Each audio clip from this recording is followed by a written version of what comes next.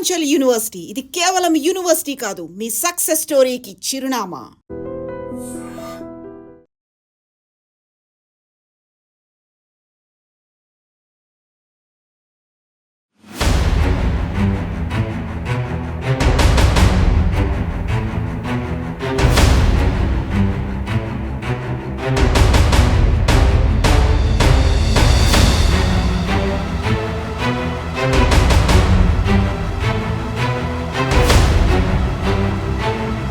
Welcome to iDream.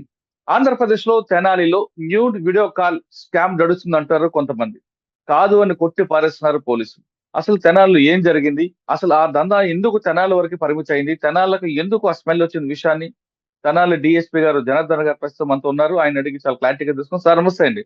నమస్తే అండి. Sir, తెనాలిలో ఇప్పుడు ఇలాంటి వినలేదు, చూడలేదు కూడా. సాధారణంగా తెనాలిలో ఎక్కువ కూడా చిన్న చిన్న క్రైమ్ జరుగుతుంది, రౌడీ షీటర్లో చిన్న చిన్న హట్ కేసు ఉంటుంది తప్ప ఇంత పెద్ద స్కామ్, ఈ న్యూడ్ వీడియో కాల్ ఇదంతా అసలు గుంటూరు ఆంధ్రప్రదేశ్ గా లేదు. పర్టికులర్ గా తెనాలికి కూడా ఈ వ్యాధి ఎందుకు వచ్చింది, అంటే ఎక్కడి నుంచి వచ్చింది, తెనాలికి ఎందుకు పరిమితం అయింది, అసలు ఏం జరిగిందన్న?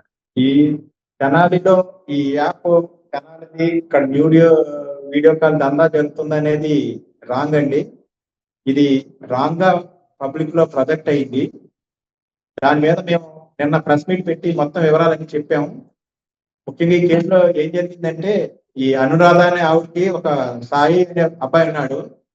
వాడు ఆ అబ్బాయి ఇంజనీరింగ్ చేస్తా లవ్ చేసి ఒక అమ్మాయిని పెళ్లి చేసుకున్నాడు.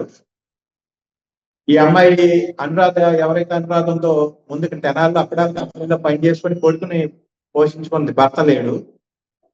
తర్వాత ఆవిడ ఫ్రెండ్ విజయవాడలో ఉంటుంది. ఈ అప్పులు తీరట్లేదు, నెలవారీకే సరిపోతుంది, నేను ఎక్కువ డబ్బులు విజయవాడ వస్తాను, నీ దగ్గరికి ఏదైనా మార్గం ఉంటే చూపించమని విజయవాడ వెళ్ళింది. అక్కడ కూడా ఆవిడకి ఈ మార్గం ఏం దొరకలేదు. ఆ ఇంటి పక్కన అద్దెకుండే వాళ్ళు సజెస్ట్ చేశారు, ఇట్లా ఆన్లైన్ లో ఒక యాప్ ఉంది, ఆ యాప్ లో నువ్వు ఎన్రోల్ అయ్యి ఉంటే నీకు డబ్బులు వస్తాయి అని చెప్పింది.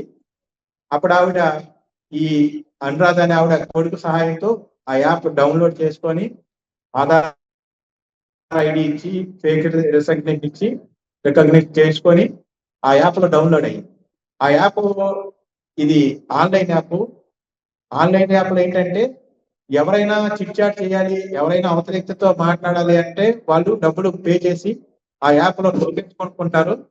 ఎవరైతే మాట్లాడుతున్నారో వాళ్ళు మాట్లాడినందుకు గాను లేదా ఏదైనా యాక్టివిటీ చేసినందుకు గాను వీళ్ళు డబ్బులు వస్తాయి, టోకెన్స్ రూపంలో మనీ వస్తుంది.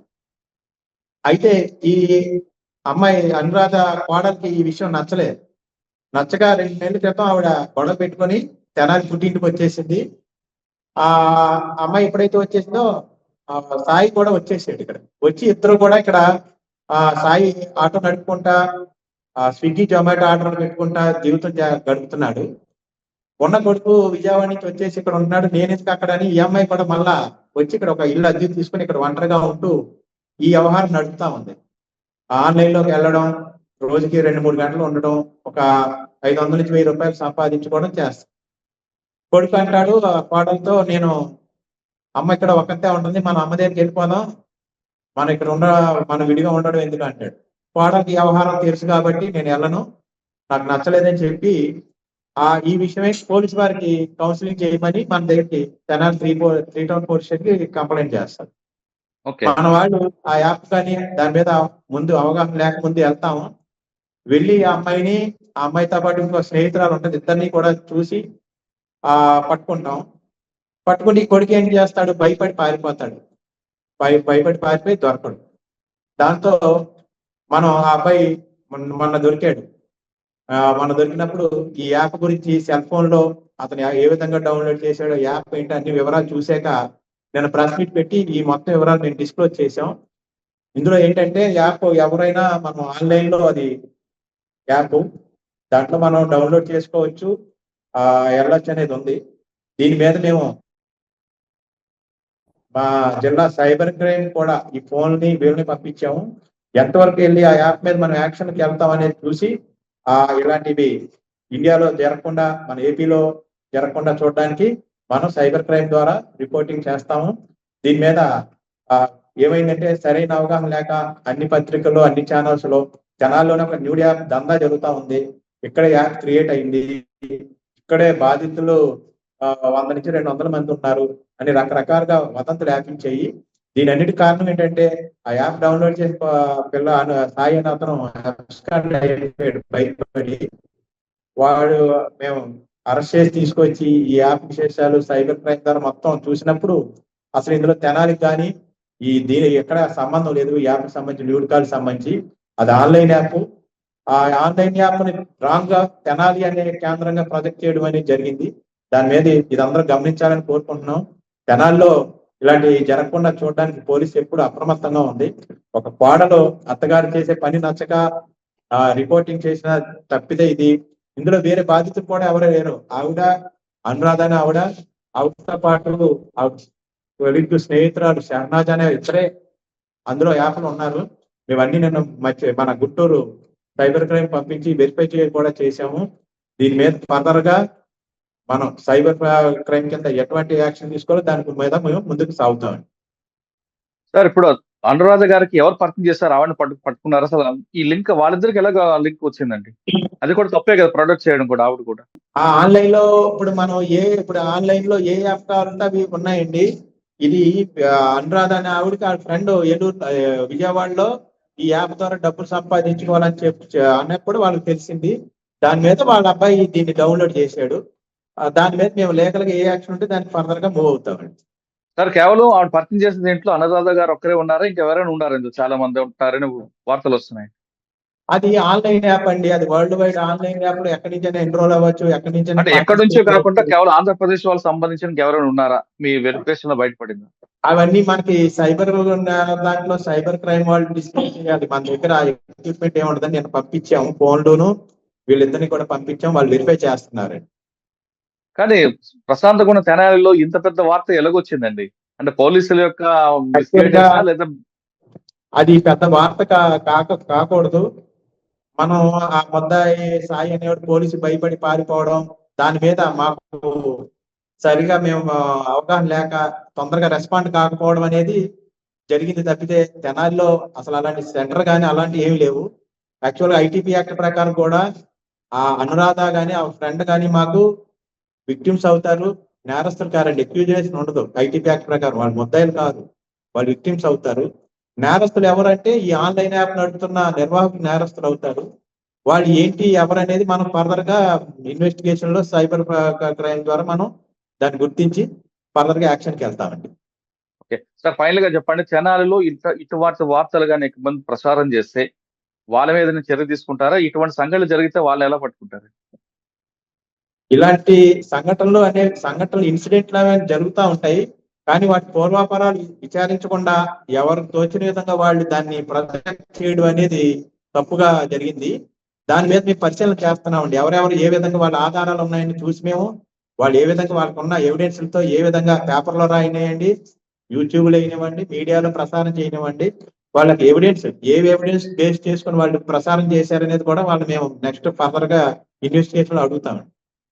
ఇప్పుడున్న సమాచారం ప్రకారం ఇది కేవలం తెనాలి వరకు కాదు, ఆంధ్రప్రదేశ్ పోలీసుల మీద ఒక మచ్చ వేయడానికి ఒక కాన్స్పిరసీ జరుగుతుంది అనేది ఒక వార్త ఉంది. పోలీసుని పనిచేయట్లేదు. కేవలం పోలీసులనే కాకుండా ఆంధ్రప్రదేశ్ ని ఒక సెక్స్ రాకెట్ గా చూపించడానికి కొంతమంది కుట్ర పంచుకున్నారు అనేది వార్త ఉంది. అది నేను ప్రెస్ మీట్ పెట్టినప్పుడు నేను అబ్జర్వ్ చేసింది ఏంటంటే ఆ యాప్ మీద మేము ఫలానా యాప్ అని మేము తెలుసుకున్నాక అందరూ కూడా యాప్ ని వెళ్ళి చూశారు.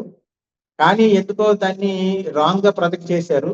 ఆ రీజన్స్ వాళ్ళకున్న ఎవిడెన్స్ ఏంటనేది మేము ఫర్దర్ గా అడుగుతామండి. ఎవరైతే వీడియోలు రిలీజ్ చేశారో వాళ్ళందరినీ కూడా మేము ఫర్దర్ గా పిలిచి అడుగుతాం. నోటీస్ ఇచ్చి వాళ్ళకున్న ఎవిడెన్స్ అన్ని తీసుకుంటాం. చెప్తున్నారు జనార్దన్ గారు చెప్తున్నారు, ఇకపై ఇటువంటి వార్తలు ప్రసారం చేసేటప్పుడు పోలీసులు వెర్షన్ తీసుకొని చేయండి, అంతేగాని మీకు నచ్చింది ఊహించుకొని చేస్తే తర్వాత లీగల్ గా మీరు కూడా ఇబ్బందులు పడతారంటూ జనార్దన్ గారు హెచ్చరిస్తున్నారు. ఇది తెనాలిలో జరుగుతున్న సెక్స్ దందాపై డిఎస్పీ జనార్దన్ గారు హెచ్చరించారు. తెనాలిలో క్రికెట్ బెట్టింగ్ కూడా జరుగుతుంది, దాని మీద మీ ఫోకస్ ఏ విధంగా వాళ్ళని కూడా అరెస్ట్ చేసినట్టు తెలుస్తుంది, అది ఆ కేసు వివరాలు చెప్పండి సార్. క్రికెట్ బెట్టింగ్ ఆన్లైన్ అనేది all over India, all over world లో జరుగుతూ ఉంది. ఇది కూడా ఆన్లైన్ యాప్ ద్వారా జరుగుతుంది. ఒక తెనాలి అనేది కాదు. తెనాలి పోలీసులు యాక్టివ్ గా ఉండి నేరాలని డిటెక్ట్ చేయడం వల్ల తెనాలి పేరు వస్తుంది. ముందు Tenali online betting, Tenali online fraud ఇవన్నీ పెడుతున్నారు. కానీ మేము డిటెక్ట్ చేస్తున్నాము. అంతేగాని ఇవి world wide online betting cricket అక్కడ ఉంది. నిన్న మేము కొల్లిపార్ పోలీస్ స్టేషన్ పరిధిలో అత్తోటలో ఈ ఆన్లైన్ యాప్ ద్వారా బెట్టింగ్ నిర్వహిస్తున్న నిర్వాహకులు ఇద్దరిని శంతను ఉమామహేశ్వరరావు అనే వాళ్ళని అరెస్ట్ చేశాము. వాళ్ళని అక్కడ ఆ టైంలో ఉన్న నలుగురిని కూడా అరెస్ట్ చేశాం. వాళ్ళ దగ్గర 8 ఫోన్లు, 10,000 రూపాయలు నగదు, 3 బ్యాంక్ అకౌంట్ ఫ్రీజ్ చేసామండి. ఆ బ్యాంక్ అకౌంట్లు 3 కూడా ఈ ఆన్లైన్ బెట్టింగ్ కోసం వాడు ఉపయోగిస్తున్నారు. ఫోన్ పే ద్వారా ఆన్లైన్ అకౌంట్ కనెక్ట్ అయి ఉన్న బ్యాంక్ అకౌంట్ కూడా ఫ్రీజ్ చేసాం. ఈ 3 అకౌంట్లలో ఈ బెట్టింగ్ సంబంధించి 3,60,000 రూపాయలు క్యాష్ ఈ రోజు సీజ్ చేయడం జరిగిందండి. వీళ్ళందరి మీద కూడా ఆన్లైన్ లో బెట్టింగ్ నిర్వహిస్తున్న నిర్వాహకుల్ని, ఆర్గనైజర్ అందరినీ కూడా ఐటీ యాక్ట్ కింద, బెట్టింగ్ యాప్ గేమింగ్ యాక్ట్ కింద కూడా వాళ్ళని ఎఫ్ఐఆర్ రిజిస్టర్ చేసి కోర్టు ముందు సబ్మిట్ చేయడం జరుగుతుంది. తెనాలిలో ఒకప్పుడు రౌడీజీ ఉండేది, అది కొంత కంట్రోల్ అయింది, కానీ ఇప్పుడు ఆన్లైన్ లో ఇటువంటి ఫ్రాడ్ జరుగుతుంది. వీటి మీద మీ ఫోకస్ ఎలాగుంటుంది? గతంలో తెనాలిలో రౌడీని కొంత కౌన్సిలింగ్ కూడా చేశారు పబ్లిక్ గా. అదే విధంగా ఇప్పుడు దొరుకుతున్న ఆన్లైన్ లో వారికి కూడా కౌన్సిలింగ్ చేస్తారా, లేదు కేసులు కట్టి కోర్టుకి పంపిస్తారా? ఇది ఒక రకమైన మహమ్మారిలా తయారైందండి. ఆన్లైన్ యాప్లు అనేవి ఒక రకమైన సమాజంలో కంటికి కనిపించని నేరాలుగా ఉన్నాయి. వాటిని డిటెక్ట్ చేయడం, వాటి జోలికి వెళ్లకుండా ప్రజలు సెన్సిటైజ్ చేయాలి. మనం సెన్సిటైజ్ చేయాలి తప్పితే ఆడేవాడు రోడ్డు మీదకి వచ్చి బెట్టింగ్లు ఆడో, రోడ్డు మీదకి వచ్చి నేరం చేయరు. ఇందులో అంతా ఆన్లైన్ లో జరుగుతూ ఉంటాయి కాబట్టి జనాల్లో సెన్సిటైజేషన్ జరుగుతూ ఉంది. ప్రతి విషయంలో పోలీసు ఒక అడుగు ముందుకేసి ప్రతి దాంట్లో ఒక స్టెప్ ముందుకు తీసుకొని మేము సెన్సిటైజ్ చేస్తున్నాము. అందువల్ల తెనాలి పోలీస్ అనే పేరు వస్తుంది. బెట్టింగ్ అన్ని దగ్గర జరుగుతూ ఉందండి, బట్ మేము పట్టుకొని మేము సెన్సిటైజ్ చేస్తున్నాము. అట్లాగే ఈ ఆన్లైన్ యాప్ అనేది ఎప్పటి నుంచో ఉంది. ఏది న్యూడ్ కాల్ సంబంధించిన యాప్ ఎప్పటి నుంచో ఆన్లైన్ లో ఉంది, బట్ ఎవరు దాని గురించి సెన్సిటైజ్ చేయలేదు. మేము చేసాము, కానీ అది సెంటర్ గా తెనాలి అనే పేరుతో రావడం అనేది బాధాకరమైన విషయం. తెనాలిలో ఒకప్పుడు రౌడీజీ ఉండేది, ఆ రౌడీజీ తగ్గి ఇప్పుడు కొంతమంది ఆన్లైన్ లో క్రైమ్ చేస్తున్నారు అంటున్నారు జనార్దన్ గారు. వాళ్ళ మీద కూడా ఫోకస్ ఉంటుందంటూ హెచ్చరిస్తున్నారు. రౌడీలకి ట్రీట్మెంట్ ఇవ్వడం కాదు, ఆన్లైన్ లో జరుగుతున్న వాళ్ళని అలర్ట్ చేస్తాం. అదేవిధంగా పబ్లిక్ లో జరుగుతున్న క్రైమ్ పట్ల అవగాహన కల్పించడమే తెనాలి పోలీసుల యొక్క ముఖ్య ఉద్దేశం. అన్నిటికన్నా ఇంపార్టెంట్ అంటే ఏ కేసు కంప్లైంట్ వచ్చినా కంప్లైంట్ రిజిస్టర్ చేయడంతో పాటు ఇన్వెస్టిగేషన్ చేయడంతో తెనాలి అనేది పెద్దగా వస్తుంది. అంతకుమించి మేము ఎలాంటి చేయట్లేదంటూ తెనాలి డిఎస్పీ జనార్దన్ గారు చెప్తున్నారు. ఇది తెనాలిలో జరుగుతున్న క్రైమ్ పట్ల తెనాలి డిఎస్పీ గారి యొక్క ఇన్వెస్టిగేషన్ పార్ట్. మరో విషయంలో మళ్ళీ కలుద్దాం. అంతవరకు నమస్తే. థ్యాంక్ యూ అండి. Thank you very much sir. I dreams, this police diaries is something very, very valuable towards that.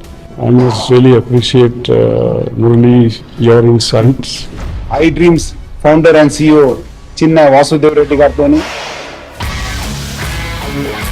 Muralidhar crime stories చాలా ఫేమస్ అయిపోయినాయి. Gautam Savan garu and Satyanar sir. Good. Well done. I congratulate him for doing so well, and I congratulate him his boss also. So well.